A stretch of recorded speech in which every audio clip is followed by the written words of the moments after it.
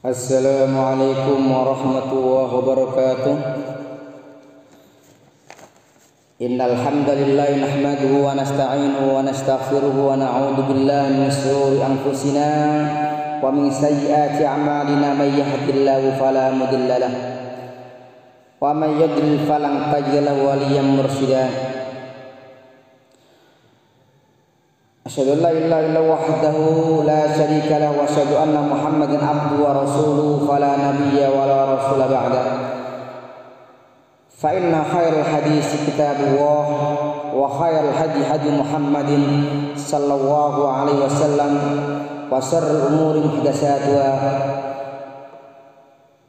wa kullu muhdatsatin bid'ah wa kullu bid'atin dhalalah wa kullu dhalalatin finnar. Amma ba'du. Afima ma'ana.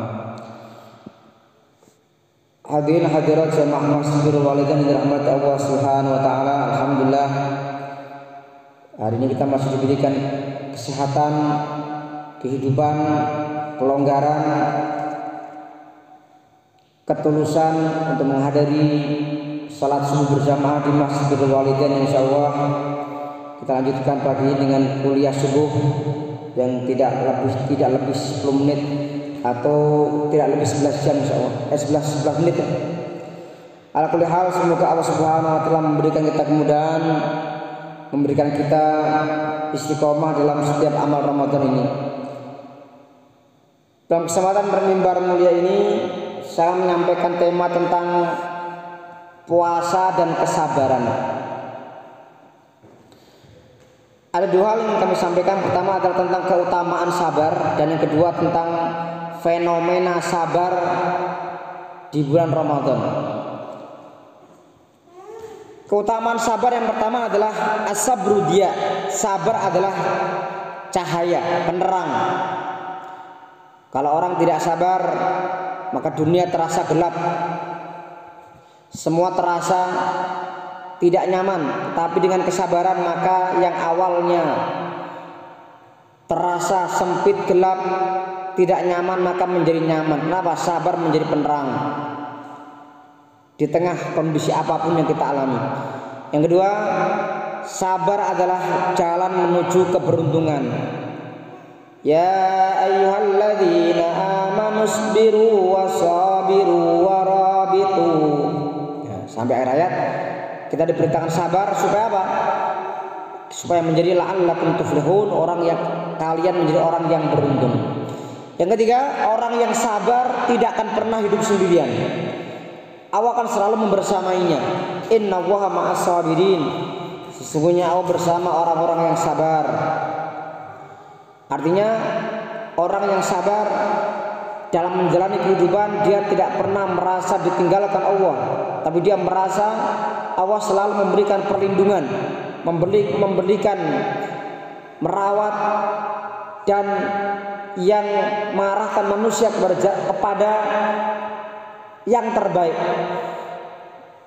Karena selama ini kita sering, atau manusia kebanyakan menganggap yang terbaik itu yang diingini manusia, yang dipengini manusia. Orang pengen ini, tapi Allah Maha tahu. Ya. Ada sebuah kisah, ada seorang pemuda yang dia buta. Dia merasa, oh Tuhan tidak adil.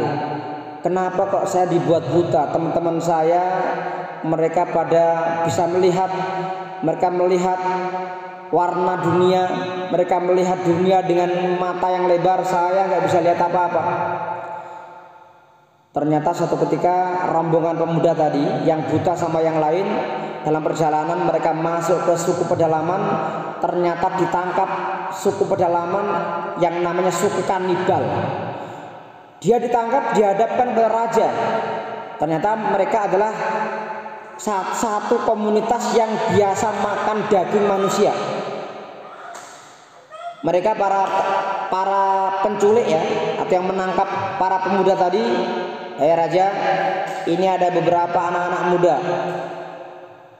Silakan kalau engkau mau jadikan dia makanan menu yang enak. Maka kemudian sang raja meneliti satu demi satu, dan ketika sampai yang pada pemuda yang buta, dia mengatakan, ini pemuda yang buta ini kalau dimasak tidak enak dagingnya. Nih kalian semuanya prajurit, lepaskan si pemuda yang buta ini. Dia nggak usah dijadikan makanan. Akhirnya pemuda yang semua yang sehat tadi dijadikan santapan pesta kanibal, ya, suku yang memakan daging manusia. Sementara pemuda yang buta itu dia dibiarkan hidup. Dia kemudian mengatakan, ternyata ini rahasia Allah ya. Kalau seandainya aku diberikan mata yang bisa melihat, aku sudah menjadi soto ini, dimakan sama sang raja. Ternyata Allah Maha Adil. Artinya apa? Ketika kita melihat semua yang kita alami, yakinlah Allah akan membuka pintu-pintu jalan keluar yang lain. Allah memberikan rencana terbaik untuk kita semuanya.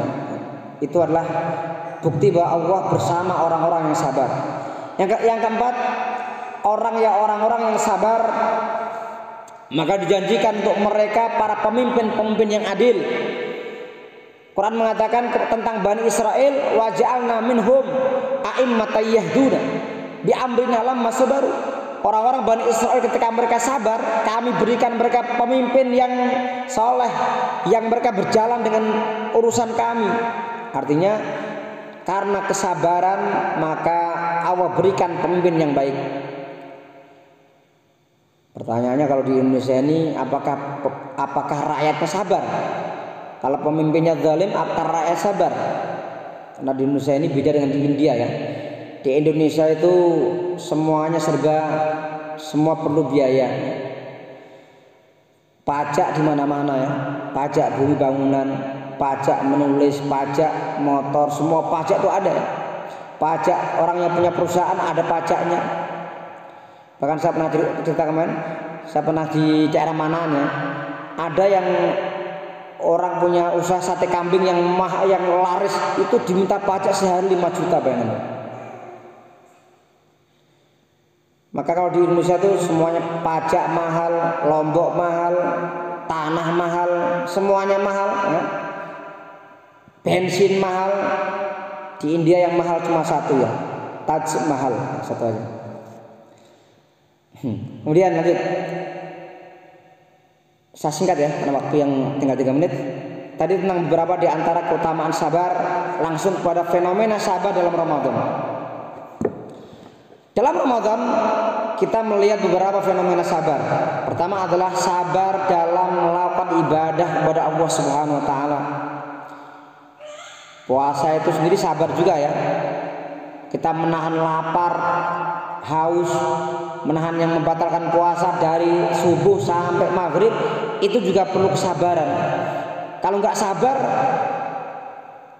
sahurnya jam subuh, jam 8 udah buka misalkan.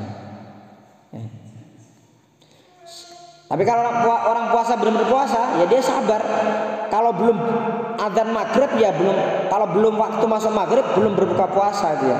Ini adalah fenomena sabar Ramadan. Yang kedua, sabar adalah dalam Ramadan bagaimana kita dilatih untuk meninggalkan perkara-perkara yang membatalkan puasa, maksiat, dosa, bahkan yang halal pun, makan minum yang sebenarnya halal tapi ketika puasa ditahan dulu ya.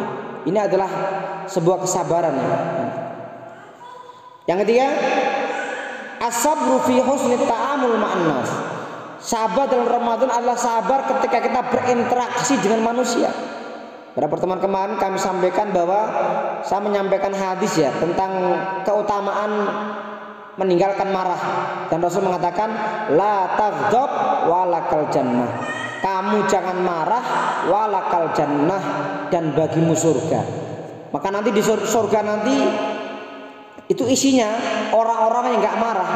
Kalau orang-orang yang suka marah itu nanti kalau kata Rasulullah la taghdab walakal jannah, jangan marah dan bagimu surga. Insya Allah kalau kita nggak pernah marah, nggak pernah emosional ya, nggak pernah temperamen ya, nggak pernah ngomong yang menyakitkan, insya Allah kita dijanjikan surga. Karena surga itu isinya orang-orang yang zikir, orang-orang yang saling silaturahim, orang yang saling berkunjung satu dengan yang lain, itu surga. Dan yang terakhir, as-sabru fil bu'di 'anil halal asna asyam. yaitu sabar di Ramadan adalah fenomenanya adalah bagaimana kita meninggalkan perkara-perkara yang halal ketika saat Ramadan, padahal kalau di luar puasa itu dibolehkan ya, makan, minum misalnya. Ini adalah bukti kita adalah kesabaran menjalankan apa yang diperintahkan Allah Subhanahu wa taala. Demikian sedikit yang kami sampaikan. Semoga dengan materi ini kita semakin menjadi orang-orang yang sabar. Insya Allah nanti pada hari kiamat kita kalau sabar akan di surga bersama dengan orang-orang yang sabar. Terima kasih atas segala perhatian. Mohon maaf atas segala kekurangan. Assalamualaikum warahmatullahi wabarakatuh.